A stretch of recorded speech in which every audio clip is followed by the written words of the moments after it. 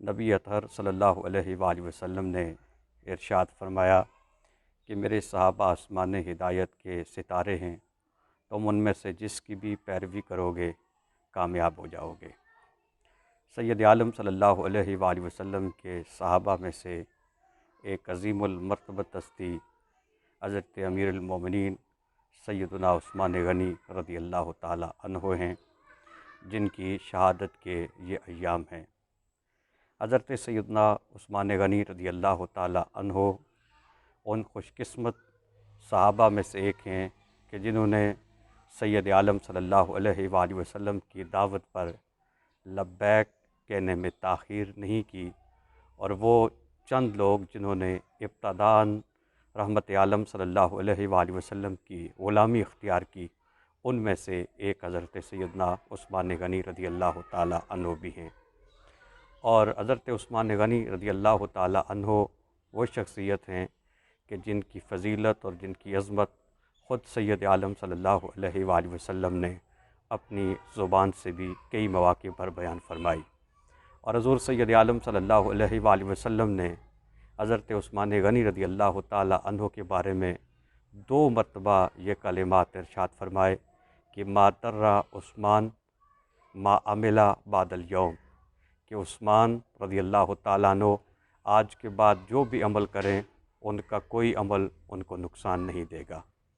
حضرت عثمان غنی رضی اللہ تعالیٰ عنہ آپ کی کئی صفات ہیں جن کا تذکرہ ہمیں سید عالم صلی اللہ علیہ وآلہ وسلم کی سیرت کی کتب میں ملتا ہے اور صحابہ کی سیرت کی کتابوں میں ملتا ہے۔ ان میں سے آپ کی ایک صفت جس میں آپ کو امتیاز حاصل ہے وہ آپ کا حیا ہے۔ حضور رحمت عالم صلی اللہ علیہ وآلہ وسلم ایک مرتبہ تشریف فرما تھے۔ حضرت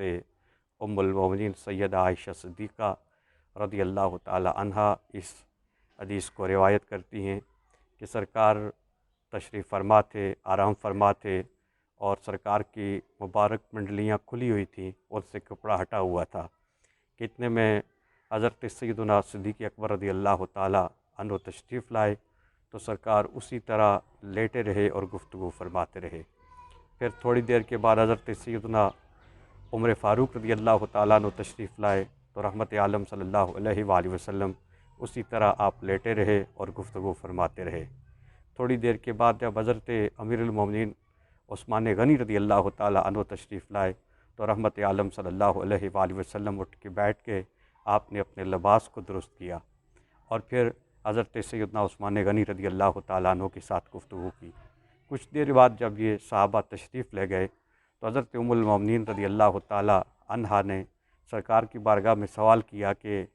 کیا سبب ہے کہ جب حضرت ابوبکر صدیق رضی اللہ تعالیٰ عنہ تشریف لائے حاضر ہوئے تو آپ اسی طرح لیٹے رہے، حضرت عمر فاروق رضی اللہ تعالیٰ عنہ حاضر ہوئے تو آپ اسی طرح لیٹے رہے، لیکن جب حضرت سیدنا عثمان غنی رضی اللہ تعالیٰ عنہ آپ تشریف لائے، آپ کی حاضری ہوئی تو آپ نے پہلے لباس کو صحیح کیا، اس کا اہتمام فرمایا، اور پھر آپ نے ان کے ساتھ گفتگو فرمائی۔ تو سید عالم صلی اللہ علیہ وآلہ وسلم نے جواب میں ارشاد فرمایا کہ کیا میں اس شخص سے حیا نہ کروں جس سے اللہ کے فرشتے بھی حیا کرتے ہیں۔ اور ایک روایت میں آتا ہے کہ جب رحمت عالم صلی اللہ علیہ وآلہ وسلم نے صحابہ میں مواخات کا رشتہ قائم کیا، ان کو آپس میں بھائی بھائی بنایا،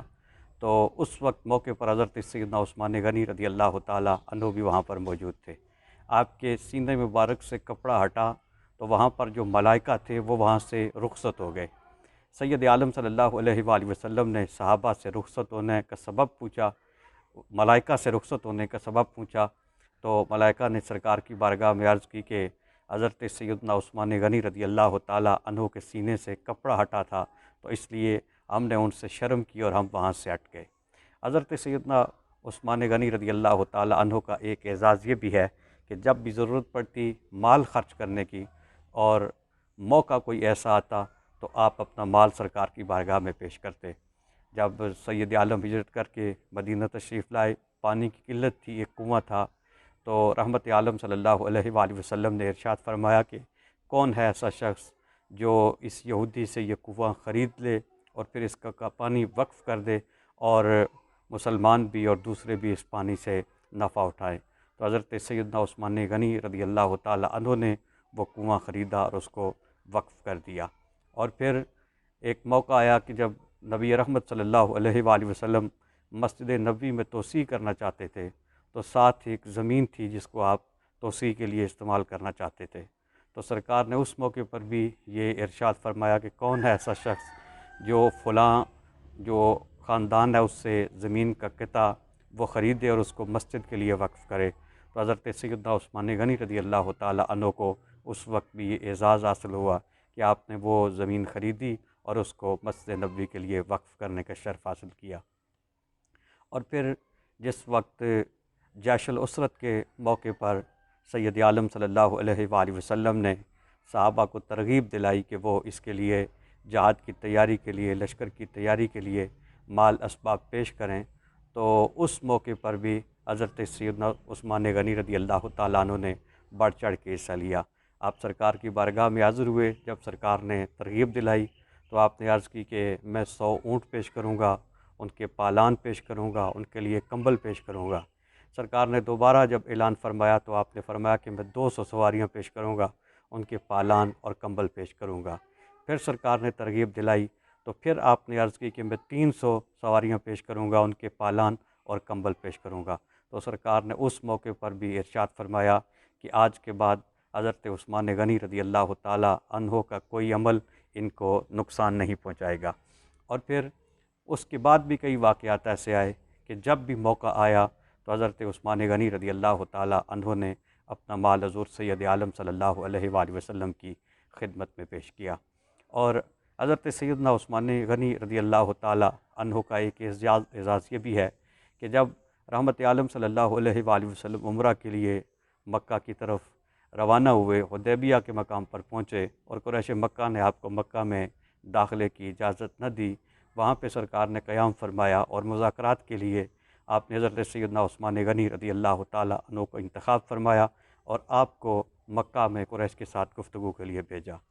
اسی اثناء میں یہ بات مشہور ہو گئی کہ حضرت عثمان غنی رضی اللہ تعالیٰ عنہ کو شہید کیا گیا ہے۔ تو حدیبیہ کے مقام پر سرکار نے صحابہ سے بیعت لی اور جب سب بیعت کر چکے تو سرکار نے اپنا ہی ایک ہاتھ دوسرے ہاتھ پہ رکھا اور حضرت عثمان غنی رضی اللہ تعالیٰ عنہ کی طرف سے بیعت کی۔ یہ حضرت عثمان غنی رضی اللہ تعالیٰ عنہ کا ایک اعزاز ہے جو اللہ نے آپ کو عطا فرمایا۔ اور اس موقع سے ایک پہلو یہ بھی ہے کہ حضرت عثمان غنی رضی اللہ تعالیٰ عنہ کس طرح سید عالم سے محبت کرتے ہیں کہ جب آپ مکہ میں تشریف لے جاتے ہیں مذاکرات کے لیے تو اس وقت مکہ میں چونکہ آپ کے اعزاء و اقارب تھے، خاندان کے لوگ تھے، آپ کے دوست تھے، تو انہوں نے آپ سے کہا کہ ہم رحمت عالم کو تو اجازت نہیں دیں گے کہ وہ یہاں پہ آئیں، طواف کریں، عمرہ کریں، لیکن آپ کے لیے اجازت ہے کہ آپ طواف کر سکتے ہیں، عمرہ کر سکتے ہیں۔ تو حضرت عثمان غنی رضی اللہ تعالیٰ عنہ نے جو جواب دیا وہ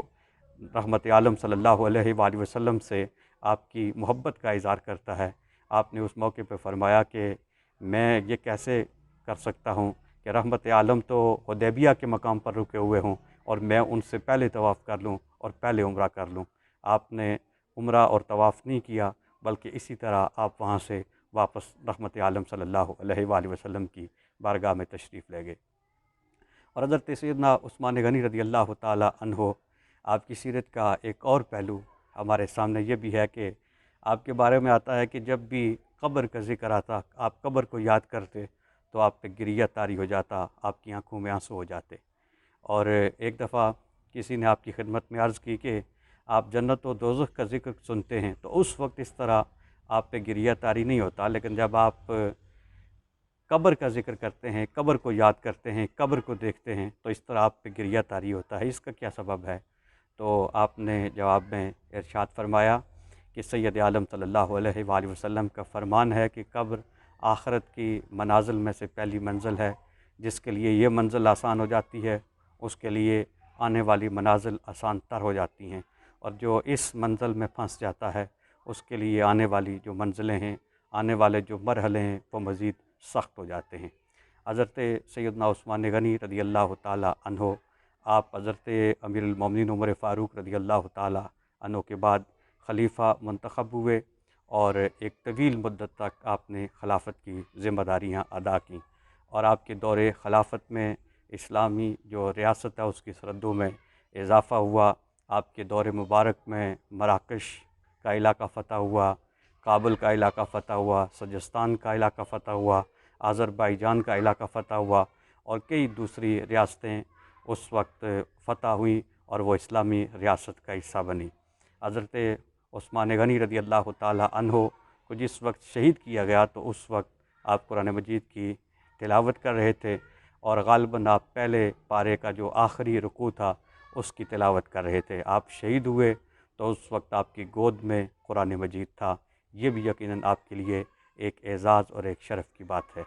اللہ رب العزت نے آپ کو بہت سی عظمتیں عطا فرمائیں، بڑا مقام اور مرتبہ عطا فرمایا۔ اللہ کریم کی بارگاہ میں دعا ہے کہ وہ ہمیں حضرت سیدنا عثمان غنی رضی اللہ تعالیٰ عنہ کی محبت عقیدت عطا فرمائے، آپ کے پاکیزہ راستے پر چلنے کی توفیق عطا فرمائے، آپ کی تعلیمات سے اکتساب فیض کرنے کی اور آپ کی تعلیمات کو اپنانے کی توفیق عطا فرمائے۔ وآخر دعوانا ان الحمد للہ رب العالمین۔